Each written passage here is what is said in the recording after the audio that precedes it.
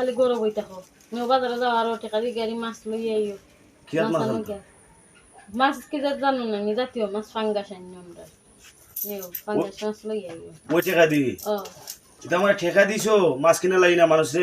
আমারে ভিটা খাওয়াই বেলা এটা ঠেকা দিছো ওই টাকা দিয়ে বাজারে গেলে মাছ দিব না মানে ফিটবো কিটা করতাম তুমি কোনো ইনকাম করো না গরু বই আর টাকা কয় ভাইটা যে টাকা গরু আছিল টাকা দিছি তোমারে ওইটা একটা কথা আমার ভাও ভাঙ্গা আমি মনে রুজু করতাম পারলাম না করে লাগিয়ে গেতাম মানে তোমার উদ্দেশ্য ওই ঠেকা দিয়া বাজারে না ভিটা খাওয়াইতে ওইটা দিয়ে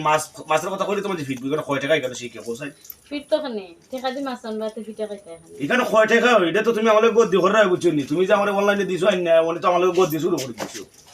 জাতীয় মাছের দাম কি দাও তো তানি ফাঙ্গাসের একটা ভাঙ্গাসের দাম 300 টাকা 350 টাকা তো ধরো যে টাকা ছিল টাকাও লইয়া যাও ফুটান টাকা আইছিল গরু টাকা আছিল লইয়া যাও ঠিক নাটক করলে খেলা লাগে অনেক ঠেকা আছে বুঝিনি নাটক করলাম কত টাকা দেখা যায় এটা কিন্তু পুরো টাকা যে আছে জমা হচ্ছি দেখো গাইস আসলে শুনাই পাগলার কষ্টের জীবন হয়তো আপনারা বুঝতে পারবেন না আমার যে গেডা বুডাপ দেখে বুঝতে পারবেন না কারণ যে গিয়া অনেক দুঃখের জীবন রে ভাই আমার কথা যে গিয়া আপনারা অন্ধপক্ষে আমারে ঠেকাতে সাহায্য করার নাই শুধুমাত্র এই ভিডিওর মাঝে একটু লাইক কমেন্ট শেয়ার দিয়ে আমার সাথে থাকবা ধন্যবাদ সবাইকে।